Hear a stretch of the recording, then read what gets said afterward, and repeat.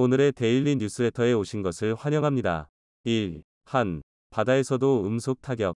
2. KF-21 전투기 163차 비행 이륙 결과. 3. 1. 벌써 튀어나온다고? 한국말도 안 된다. 한번 진실을 알아봅시다. 여전히 대한민국에 대한 비난 여론이 끊이지 않고 있어 일각에서는 불안이 커지고 있습니다. 심지어는 한국이 하는 게 뭐가 있느냐? 는 과격한 발언까지 나오는 상황입니다.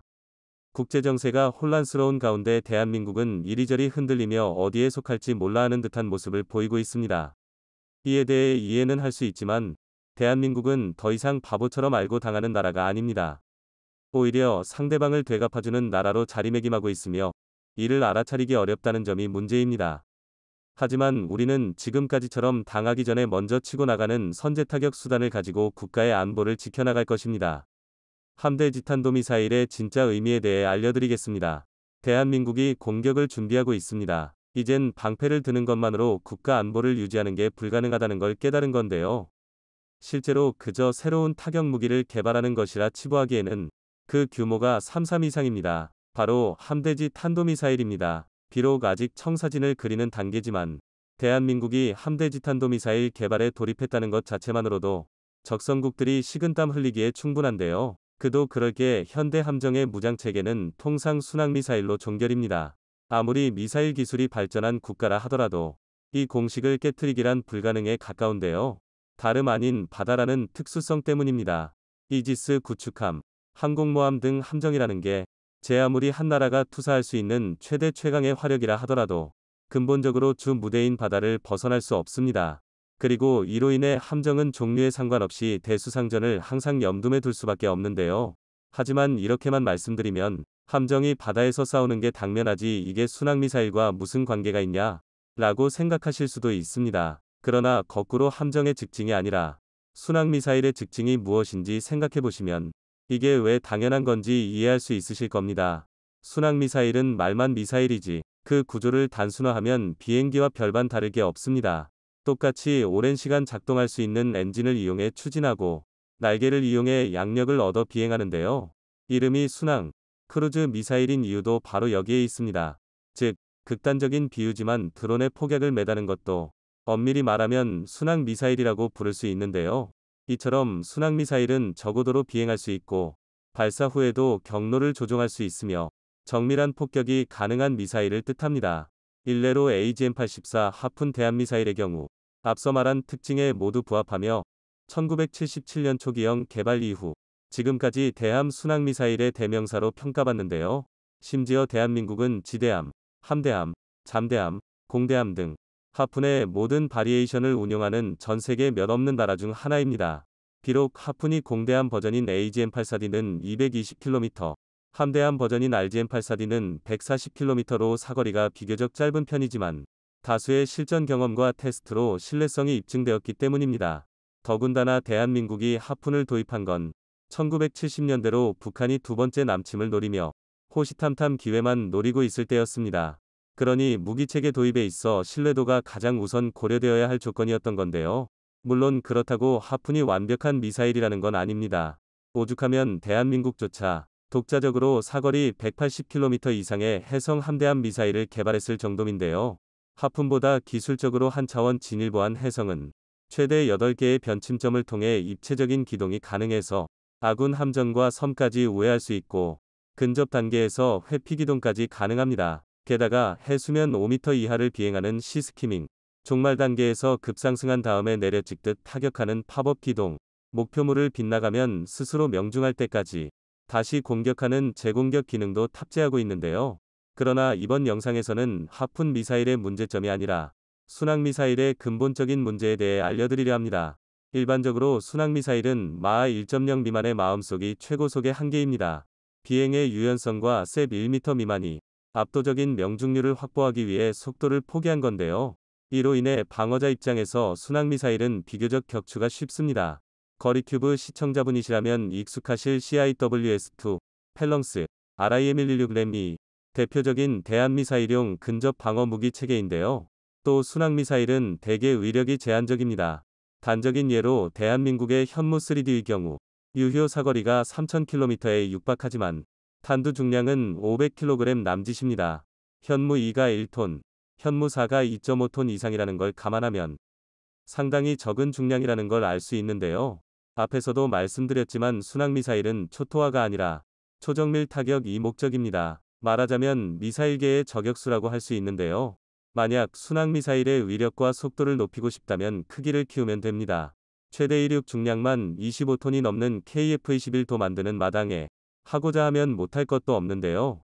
실제로 대한민국은 이미 초음속 대한미사일을 개발하는 데 성공했고 심지어 실전 배치까지 완료했습니다. 한국형 초음속 대한미사일은 우리 군이 보유한 최대 기밀 중 하나로 아직 실체 모습이 공개되지는 않았지만 다수의 정보를 통해 전장 6m 이하, 직경 533mm 이하, 발사 중량 1.5톤 수준의 평범한 순항미사일 크기로 추정되고 있는데요. 반면 사거리는 300터부터 500km의 속도는 최소 마하 2 이상으로 알려져 있습니다. 하지만 이는 어디까지나 극단적인 경우고 일반적으로 속도와 위력을 높이려면 미사일의 크기도 따라 커지기 마련입니다. 그러면 당면이 격추하기가 더 쉬워지는데요. 이쯤 되면 사실 순항미사일이 아니라 탄도미사일을 사용하는 게 더 효율적입니다. 적어도 지상에서는 그렇습니다. 바다 위에서 탄도미사일은 염두에 둘 가치도 없는 무기체계입니다. 실컷 순항미사일의 단점만 얘기하다 이건 또 무슨 소리냐 하실 텐데요. 탄도미사일은 이름 그대로 탄도, 다시 말해 포물선을 그리며 비행하는 미사일을 말합니다. 일단 대기권에 진입해서 궤도만 확보하면 그 다음부터는 자유낙하를 시작하기 때문에 기술 숙련도에 따라 탄두 중량만 8터부터 9톤에 육박하는 고위력 현무 탄도미사일 같은 괴물 미사일도 만들어낼 수 있습니다. 하지만 이를 바꿔 말하면 낙하 중에 궤도 수정이 불가능하다는 뜻입니다. 즉 위력적이고 빠르지만 고정된 목표물에만 효과를 발휘한다는 건데요. 그러나 바다 위의 함정은 끊임없이 움직이고 회피합니다. 당장 중국의 55형 구축함의 경우 최대 속도가 시속 55km에 달하는데요. 레이더도 없는 깡통 돛담배도 아니고 탄도미사일로 이 정도 속도의 구축함을 타격하는 건 불가능합니다. 그렇기에 함정의 최대 화력으로 순항미사일을 운용하는 것은 당연한 것이었고 특별한 몇몇 경우를 제외하고 지금까지는 이게 정석이었는데요. 방어 전략을 우선시하던 대한민국 또한 대수상, 대잠전만 염두에 두고 순항미사일을 주무장으로 운용했습니다. 극단적으로 말하면 적이 침투해 오면 그때 대응한다였던 셈입니다. 그런데 대한민국이 변했습니다. 더 이상 방어 기조만으로는 대한민국 적성국들을 억제할 수 없다는 사실을 깨달은 것입니다. 그리고 그 시작이 바로 함대지 탄도미사일입니다. 기존에 운용하던 어떤 미사일 개념과도 다른 함대지 탄도미사일은 완전히 맨 땅에서 새롭게 연구를 시작해야 하는데요. 실제로 2024년부터 본격적으로 시작되는 개발 과정에만 무려 6,100억 원 이상의 예산이 편성되었습니다. 이번에야말로 칼을 갈았다라는 게 느껴지는데요. 그도 그럴 게 함대지 탄도미사일은 오로지 킬체민을 위해 존재하는 무기체계입니다. 태생부터가 방어를 위해 적의 함정을 타격하는 게 아니라 항구, 미사일 기지, 지휘부 등 도발원점을 박살내겠다는 목적입니다. 오로지 공격만을 위한 무기체계라고 할 수 있는데요. 일례로 전 세계에서 함대지 탄도미사일을 운용 중인 건 이스라엘과 인도가 유일합니다. 그 중에서도 이스라엘은 적성국에 둘러싸여 있다는 점에서 대한민국과 지정학적 상황이 대단히 유사한데요. 그런 이스라엘이 지난 2020년 개발한 함대지 탄도미사일 로라는 총장 5.2m, 구경 625mm, 총중량 1.6톤으로 탄두 중량은 최대 600kg에 육박합니다. 또 최대 사거리는 약 430km의 탄창 모차는 10m 내외에 불과한데요. 여러모로 대한민국 현무 투비를 떠올리게 하는 스펙입니다. 실제로 로라는 함정뿐만이 아니라 컨테이너 형식의 TEL에서도 발사할 수 있도록 설계되었습니다. 기반 기술은 달라도 그 형식은 지대지 미사일에서 크게 벗어나지 않는다는 건데요. 이를 감안하면 대한민국의 함대지 탄도미사일이 현무2A, 현무2B처럼 사거리 300터부터 500km의 탄두 중량 1톤을 달성하는 것도 무리는 아닙니다. 단순 계산이긴 하지만 지상 타격 능력에서는 현무 3D를 상회하는 것입니다. 게다가 고위력 현무 탄도미사일을 개발했던 경험을 살리면 사거리를 100km 내외로 제한하더라도 탄두 중량을 극단적으로 늘리는 것도 가능할 텐데요. 아무리 사거리가 짧더라도 함정이라는 특성을 살려 적의 지근거리까지 접근, 전략 목표를 타격해버리면 그만입니다. 더군다나 한국형 함대지 탄도미사일은 정조대왕급 구축함에 탑재될 예정인데요. 여기서 주목할 만한 건 정조대왕급 구축함이 이미 함수에 KVLSI 16셀, MK.41VLS 32셀을 탑재했고, 한미의 KVLS2 24셀, MK.41VLS 16셀을 탑재한 초화력 구축함이라는 것입니다. 이쯤이면 말만 구축함이지 미사일 발사 체계만 88개를 탑재한 합동화력함이라고 불러도 이상할 게 없는데요. 게다가 SM6, SM3 함대공 유도탄까지 탑재할 수 있으니 혼자서도 공방 양쪽의 전술을 구사할 수 있습니다. 그리고 핵이 없는 대한민국 처지에서 이는 최강의 전략 무기 중 하나가 될 텐데요. 자신의 앞바다에서 쏟아지는 88발의 탄도미사일을 생각하면 북한은 물론이고 중국, 나아가 일본이나 러시아까지 잔뜩 긴장할 수밖에 없습니다. 사실 기술적 난이도보다도 이게 문제인데요. 비교적 최근까지 대한민국의 전략은 티포텟 이론에서 벗어나지 않았습니다. 말이 어렵지 눈매는 눈, 이해는 이었다는 건데요. 놀랍도록 단순하지만 동심의 가장 만정적인 이론이기도 합니다. 그러나 단점 또한 존재하는데요. 티포텟은 상호협력이 대전제라는 것입니다. 그리고 지금까지 우리가 봐온 북한, 중국은 티포텟이 만정적일 뿐 완벽하지는 않다고 증명하고 있습니다. 그러나 지금 대한민국이 취하고 있는 공세 전략도 사실 장담할 수 없는 건 매한가지입니다. 최악에는 10배, 100배, 1000배로 갚아주겠다는 대한민국의 대량응징보복이 오히려 국제사회의 입지나 안보에 악영향을 줄 수도 있습니다. 전략이라는 건 1터부터 2년이 이해득실 평가할 수 없는데요. 하지만 적어도 단 한 가지, 불변의 법칙은 바뀌지 않으면 생존할 수도 없다는 것입니다. KF-21 전투기가 세계를 놀라게 하는 다양한 시험 비행을 원활하게 진행하고 있는 가운데 최근에는 단거리 공대공 미사일 시험 발사에 성공하여 자랑스러운 성과를 거두었습니다. 이에 대한 호평이 끊이지 않고 있으며 특히 폴란드에서는 베테랑 조종사로 알려진 미로슬라프 코바치 대령이 한 공영방송에 출연해 극찬을 전하는 모습이 화제가 되고 있는데요. 지난 4일 방위사업청이 KF-21 전투기 2호기로 독일제 단거리 공대공 미사일인 이리스트 AIM-2000을 공중 발사하는 영상을 공개하며 무장분리 시험에 성공했음을 알렸습니다. 무장분리 시험의 목적은 전투기가 무장 발사 시 발생할 수 있는 구조, 엔진 및 공기 역학적 변화를 확인하여 안전성을 검증하고 무장 작전 관련 항공 전자 시스템이 정상 작동하는지 확인하는 것인데요. 이번 시험 비행에서 특별한 문제가 발생하지 않았다고 전해졌습니다.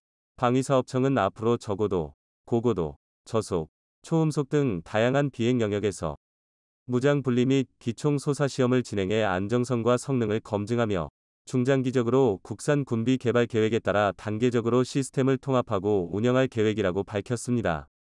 이번 미사일 시험 발사는 이전 시험 비행에서 KF-21 전투기에 장착된 미티어 장거리 공대공 미사일과는 발사 방식이 크게 다르다는 점이 주목되는데요. KF-21 전투기는 두 가지 종류의 공대공 미사일을 운영하기에 이 부분을 검증해야 했습니다. 이리스트는 날개 끝에 레일 방식의 무장 스테이션을 수직으로 장착해 미사일을 발사하는 방식으로 미사일이 점화되어 추진력을 발휘해 나가는 특징을 가지고 있습니다. 하지만 이번 시험 발사 영상에서 KF-21 전투기에 장착된 단거리 공대공 미사일은 날개 끝인 무장 스테이션이 고정된 방식이 아닌 수직으로 파일런을 달고 여기에 미사일을 다는 방식으로 구성되어 날개 끝에 장착되는 일반적인 전투기와는 미사일 운영 방식에서 큰 차이점을 보였습니다. 잠시 전투기 파일런에 대해 설명드리자면 사실 그곳에 들어가 있는 구성품은 그리 많지 않습니다. 폭탄이나 연료 탱크를 잡아주는 렉과 전투기와 무장 사이를 연결해주는 배선, 그리고 연료 및 연료 탱크 내부 가압용 공기 등이 오고가 파이프 내지 튜브 정도가 전부인데요. 나머지는 전부 외부 장착물을 튼튼하게 잡아주기 위한 구조물과 빈 공간뿐입니다. 그래서 이 공간 아까워서 여기다가 추가적으로 체프, 플레어 투하기나 기타 EW 장비를 넣은 파일런도 있습니다. 아무튼 폭탄이나 연료 탱크를 잡아주는 렉의 크기는 생각보다 대단히 작습니다. 이 렉의 역할은 평소에 폭탄을 잡고 있다가 투하 신호가 떨어지면 잡고 있던 후크를 푸는 한편 피스톤 등으로 폭탄을 강하게 밀어내어 폭탄이 안정적으로 떨어지도록 해주는 장치입니다. 최근까지는 일종의 폭약 카트리지를 사용하였으나 F-22 이후로는 압축 공기, 즉 공압을 이용하는 시스템이 늘고 있습니다. 다시 본론으로 돌아와 이번 시험 발사에서 사용된 독일제 이리스트 단거리 공대공 미사일은 서방제 미사일 중에서 기동성이 가장 뛰어난 미사일으로 러시아가 개발한 아처 공대공 미사일의 성능에 대응하기 위해 개발된 미사일입니다. 이 때문에 미국이 개발한 구형 AIM-9 사이드와인더나 영국이 개발한 아스람, ASRAAM, 단거리 공대공 미사일 등 경쟁 모델보다 강력한 초기 발사 기동 성능을 가지고 있습니다. 특히나 최신 기술이 탑재되어 있어 적외선 탐색기의 탐지각이 90도에 달해 적기와 교차되어 날아가더라도 순식간에 방향을 들어 타격할 수 있도록 개발되었습니다. KF-21 전투기의 성공적인 시험 비행과 미사일 발사 시험이 세계적인 관심을 받으면서 한국의 국산 항공기 개발 능력을 높이 평가하고 있습니다. 우리나라의 항공기 개발 역량이 세계적 수준으로 성장하고 있다는 사실에 국민들의 애국심은 그 어느 때보다 뜨거워지고 있습니다. KF-21 전투기의 무장시험은 아직 몇 차례 남았지만 성공적인 시작으로 무장 능력은 이미 완성된 거 아니냐는 이야기도 나오고 있습니다. 이는 서방에서 개발된 미사일을 KF-21 전투기에 성공적으로 발사한 결과로 서방 기술 보유국에게는 배울 수 없었던 무장 통합 기술과 다양한 오류 해결, 그리고 전투기 소스코드에 적용하는 능력까지 획득했다고 볼 수 있습니다. 이러한 기술 확보로 앞으로 국산 무장이 등장하면 우리 손으로 통합할 수 있게 되어 전투기 개발에 완벽한 의미를 선언할 수 있습니다. 이러한 기술 확보에는 수천억 원의 통합 비용이 들어가기에 동맹국인 미국 또한 이를 알려주지 않아 알 수 없었습니다. 그러나 앞으로 KF-21 전투기의 유럽제 무장을 통합하면서 기술을 발전시키게 되면 이후 유럽제 전투기의 한국산 미사일 통합까지 가능한 강력한 항공 기술을 확보할 것으로 기대되며 앞으로의 무장 시험 결과가 더욱 기대됩니다. 한편 이번 시험 성공은 폴란드에서도 화제가 되었으며 베테랑 조종사 미로슬라프 코바치 대령이 한 방송사에 출연해 KF-21 전투기를 극찬했는데요. 그는 미국에서 F-35 조종 훈련까지 받은 유능한 파일럿으로 지난 폴란드 협상 대표팀의 일원으로 대한민국 사천을 방문해 KF-21 보람의 시뮬레이터를 조종해본 경험이 있습니다. 그는 KF-21 전투기의 무장 실험 성공에 대해 자신의 경험에 비춰볼 때 이는 한국이라서 가능했던 것이라며 칭찬을 아끼지 않았는데요. KF-21 전투기에 대해서는 미래 전망이 매우 밝은 전투기라고 극찬을 했습니다. 또한 앞으로 한국이 개발한 KGGB 무장체계를 성공적으로 도입한다면 이를 통해 KF-21은 밤낮과 날씨를 가리지 않고 장거리 정밀 타격을 수행하는 데 필요한 모든 능력을 갖출 것으로 전망하였습니다. 한편 KF-21 전투기는 국내외 여러 국가들로부터 관심을 받으며 국제시장에서 경쟁력을 갖추려는 노력도 이어지고 있습니다. 또한 KF-21 전투기와 관련된 국제협력도 활발하게 이루어지고 있습니다. 폴란드와의 방위산업 협력은 KF-21 생산시설의 일부 혹은 MRO 센터 건립을 포함할 것으로 알려지면서 두 나라 간의 협력이 지속될 것으로 예상됩니다. 이러한 협력은 대한민국의 방위산업을 대표하는 방산 기업들의 기술력을 세계적으로 인정받게 하여 국내 방산산업의 무한한 가능성을 보여줍니다. 이러한 성과는 국가의 국방력을 향상시키고 국가의 경제 발전에도 기여하게 될 것으로 전망되며 동시에 국민들의 자부심과 안전에 대한 신뢰를 높일 것입니다. 이를 계기로 전투기 기술의 혁신과 국방력 향상에 더욱 집중하여 국가의 발전을 이끌어 나갈 것으로 기대되며 KF-21 전투기가 세계 전투기 시장에서 긍정적인 영향력을 발휘할 것으로 전망됩니다. 이번 KF-21 전투기의 놀라운 무장시험 성공은 전 세계의 한국의 기술력을 과시한 것이자 앞으로 국방산업 발전과 세계 무대에서 한국의 입지를 높이는 데 큰 역할을 할 것으로 보입니다. 이제 세계를 놀라게 하는 KF-21 전투기가 한국의 자랑스러운 상징으로 떠오르며 전 세계에서 인정받는 한국의 국방기술의 성장을 이끌어 나갈 것입니다. 이는 KF-21 전투기의 성공적인 시험들을 바탕으로 국내외에서 인정을 얻고 KF-21 전투기의 발전과 성공이 이루어질 때 우리나라의 국방력과 국민들의 자부심이 함께 상승할 것입니다. 앞으로 KF-21 보람의 개발에 완벽하게 성공한다면 여러 가지의 다양한 기술 확보로 다른 무기와의 연계가 더욱 쉬워질 거라 예상됩니다. 앞당긴 양산 일정도 중요하지만 부디 안전하게 진행되길 바라겠습니다. 폴란드에 수출할 경공격기 FA-50GF 캣필러의 형상이 처음 공개됐습니다. 군 당국에 따르면 한국항공우주산업은 폴란드 수출 1차분 FA-50GF의 품질 검사를 진행했다고 밝혔는데요. FA-50GF는 높은 선수금 지불 등 폴란드 측의 신속한 FA-50 도입 의지에 따라 납품 간격을 메꾼다는 의미의 캣필러를 명칭으로 사용했습니다. FA-50GF 기체의 색상은 전체적으로 회색 바탕의 하부는 이보다 짙은 회색으로 되어 있는데요. 또 한 쌍의 주날개와 수직 꼬리날개엔 폴란드를 삼지마는 붉은색과 흰색 사각형 표식이 그려져 있습니다. FA50GF는 주요 기능과 무장 능력이 TA50 블록 2와 유사하지만 기존 의성 위치 확인 시스템, 체계의 상용 내장형 위성항법 장치가 적용됐다는 차이가 있는데요. FA50GF에 이어 폴란드에 2차로 납품할 FA5PLN 폴란드 측 요구에 따라 공중급유 장비와 능동전자주사식 의상 배열 레이더, 외부 연료 탱크 300갤런, 머리 착용형 디스플레이 등 성능이 향상된 장비가 적용될 예정인데요. 무장으론 공대공 미사일 사이드와인더 위, 최신 버전인 AIM-9X, 타기팅 포드, 레이저 유도 폭탄 GBU-12 등 공대지 능력이 추가되는데요.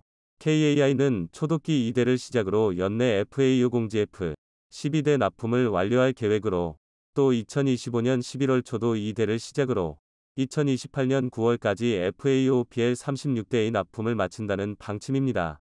폴란드 측은 앞서 KAI와 FA50 기종 48대 도입을 위한 4조 원대 계약을 맺었고 작년 11월까지 선수금 1조 2천억 원을 납입했습니다. 한국항공우주산업이 복좌형인 경공격기 FA50을 개조해 사촌격인 단자형 F50을 새로 제작해 미국 수출을 본격적으로 추진한다는 계획도 밝혔는데요. KAI는 이 단자형 F50을 토대로 현재 개발 중인 국산 초음속 4.5세대 전투기 KF-21 수출형 장접을 추가해 미국 해 공군이 진행 중인 고등전술인문기 구매 사업에 도전하게 됩니다. 제작해 미국 해 공군이 진행 중인 고등전술인문기 구매 사업에 도전하게 됩니다. 단자형 에토50은 과거에도 복자형 FA50과 별도 제작 기획안을 세웠으나 비용 등 문제로 포기된 바 있었는데요.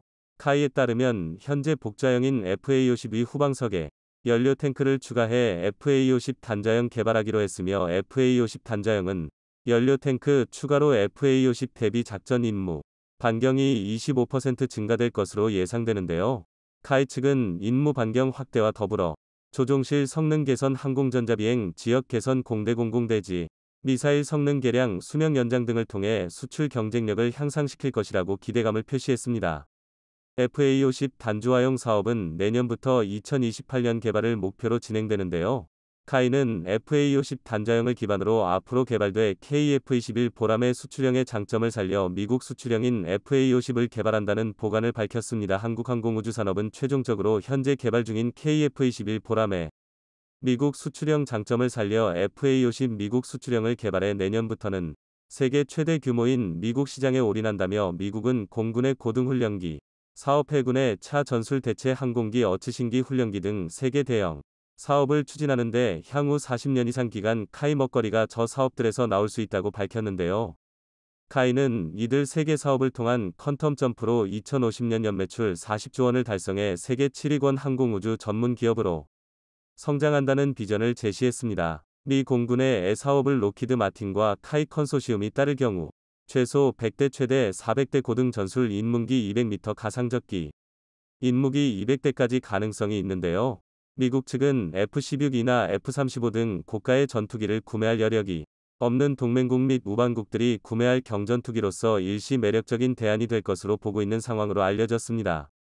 이와 함께 카이가 로키드 마틴과 함께 미 해군의 차 어치 사업에 성공할 경우 전체 규모는 400에서 600대에 이를 것으로 예상됩니다. 카이는 수출 확대를 위해 다양한 완제기 플랫폼을 개발한다는 보관으로 이 중에는 KF-21 수출형 TF-50 미국 수출형 수리용과 소형 모장헬기 수출 등이 대표적인데요. 이를 기반으로 미국 사업 수주의 총력전을 펴고 정부와도 긴밀한 협조 체제를 구축한다는 방침으로 한국항공우주산업은 이더 해에 말레이시아에 1조 2천억 원 규모의 국산 전투기를 수출한다고 밝혔습니다. 카이는 말레이시아 국방부와 국산 초음속 전투기 FA50 18대 수출 계약을 체결했다고 깜짝 발표를 했는데요. 수출 금액은 9억 2천만 달러 1조 2천억 원으로 수출 기종은 공중급유 기능과 무장 확장 등 성능이 개량된 모델로 초도 납품은 2026년 진행될 예정입니다. 카이는 인도 테자스, 파키스탄 JF-17, 러시아 미그 35, 튜니티의 휴르제트 등 5개 디종과의 경쟁 끝에 FA-52 최종 낙찰됐다고 전했는데요. 말레이시아는 FA-50과 비슷한 사양의 전투기 18대를 추가로 도입할 계획이어서 공급 물량이 최대 36대까지 확대될 가능성도 있다는 전망입니다. 카이의 동남아 수출은 인도네시아, 필리핀, 태국에 이어 이번이 네 번째로 규모 면에선 이번이 최대였습니다. 카이는 FA-52 검증된 성능과 운용 효율성, 원활한 후속 지원 능력이 동남아 시장에서 높게 평가를 받아 군용 항공기를 도입하려는 인근 국가들에서도 최우선 기종으로 검토되고 있다고 설명했습니다. 카이는 이번 수출은 양국 정부 간 협력 강화에 따른 결실이라며, 카이는 FA-52 성공적인 납품과 운용 지원은 물론 방산협력을 통한 장기적 파트너로서 역할을 다하겠다고 밝혔습니다. 이로써 한국의 전투기 납품량은 크게 늘어날 것으로 전망되고 있는데요. 일부 해외 군사 매체에서는 한국이 전투기 시장 개척에 제일 적극적이라며, 이런 기조가 이어질 때 향후 5년 안에 미국 다음으로 새로운 엔진 개발 및 전투기의 선두주자로 떠오를 수 있다고 주장했는데요. 한국 측도 지난해 한 아세안 정상회담에서 아세안 정상들과 만나 방산 협력을 논의했고, 한국 공군도 지난해 10월 말레이시아 실사단 방한 당시 운용 현황을 공유하고 평가 비행을 지원하기도 했습니다. 한국은 제작 및 납품뿐만이 아니라 에비터 서비스도 완벽히 약하게 제공하고 있는데요. 한국 공군이 폴란드가 한국에서 구매한 국산 병공격기 투웨이 50을 원활하게 운용할 수 있도록 폴란드 조종사를 대상으로 비행 교육을 시행한다고 밝혔습니다. 공군은 FA-50을 운용할 폴란드 조종사 4명이 입과식을 제1전투비행단에서 열고 관련 교육을 시작한다고 밝혔는데요. 폴란드는 지난해 한국항공우주산업과 FA-50 48대 구매에 대한 이행 계약을 체결했습니다. 이 계약에 따라 공군은 올해 2차례에 걸쳐 폴란드 조종사 총 8명을 교육할 예정으로, 1차 교육생도 4명은 오는 7월 21일까지, 2차 교육생도 4명은 5월 8일부터 10월 13일까지 교육이 잡혀 있다고 밝혔는데요. 폴란드 조종사들은 제1전투비행단에서 개인별로 배정된 우리 공군 조종교관으로부터 국산 초음속 고등훈련기 T-50으로 비행 1호 공중 조작 등 운용 방법 전반에 대한 교육을 11주간 받게 됩니다. 이후 제16 전투비행단에서 다시 11주간 국산 전술 입문기 TA-50을 통해 공대공 공대지 전술훈련 등 실전적 전투 기술을 연마하는 전술 입문 과정을 진행합니다. 입문 과정이 종료되면 카이로 이동해 1주간 FA-50 시뮬레이터를 탑승하며 지상에서의 비행 숙달 훈련을 마치고 폴란드로 귀국하게 되는데요. 교육을 받을 예정인 폴란드 조종사 야체크 스톨라벤크 소령은 지난해 폴란드 댕글린 공군기지에서 펼쳐진 블랙이글스 에어쇼에서 T-50의 놀라운 기동성을 매우 인상 깊게 봤다며, 이 우수한 항공기의 조종관을 직접 잡아뜯겠다고 밝혔습니다. 그러면서 대한민국의 우수한 비행 교육 시스템을 통해 폴란드의 영공을 굳게 지킬 모든 노하우를 배우고 돌아가겠다고 포부를 밝혔습니다. 교육을 주관하는 일전비 통합교육훈련대대장 소령은 국산 항공기와 함께 우수한 한국형 비행교육 체계를 수출한다는 마음으로 교육훈련을 계획했다고 밝혔습니다. 이어 폴란드 조종사들이 새로운 항공기에 잘 적응하고 전투 기술을 연마해 폴란드 자국이 영공 수호에 활용할 수 있도록 최선을 다해 돕겠다고 밝혔는데요. T-50과 TA-50, FA-50 등 T-50 계열 항공기를 현재 운영 중인 국가는 인도네시아, 이라크, 필리핀, 태국 등 총 4개국입니다. 문용 국가로 추가될 폴란드는 FA-50PL을 운용할 예정으로, FAPL은 FA-50 시리즈 중 최초로 능동 이상 배열 레이더를 탑재하고 중거리 공대공 미사일을 장착하기로 결정해 우리 공군이 운용하는 기체보다 성능상으로 앞설 것이라는 평가를 받고 있습니다. 최근에도 한국항공우주산업 카이는 약 5개월 만에 말레이시아와 FA-50 18대 1조 2천억 원 규모 계약을 성사시켰습니다. 인도네시아, 필리핀, 태국에 이어 동남아시아에서 네 번째 계약 규모로는 동남아 국가 가운데 최대인데요. 세계적으로 경전투기 수요가 늘어나는 가운데 FA-50의 뛰어난 성능과 사후 관리 능력이 널리 인정받고 있는 것입니다. 카이는 이집트 시장을 공략하며 아프리카 진출도 노리고 있습니다. 호주에서 열리는 에벌론 국제 에어쇼에 처음으로 참가해서 오세아니아주까지 영역을 확장하기 시작했습니다. 카이는 내년에 세계 최대 시장인 미국 진출을 이뤄내겠다는 계획, 장기적으로 1,000대 수출이 목표입니다. FA-52 성공은 순조로운 개발 과정을 밟고 있는 KF-21의 수출로 이어질 수 있어 의미가 더 깊습니다. 일본 밀리터리 매체들은 이에 대해 의외의 반응을 내놨는데요. 한국이 이렇게 빨리 전투기를 생산 및 납품까지 진행하는 것은 불가능의 영역으로 생각했다며 놀랍다는 반응을 보였습니다.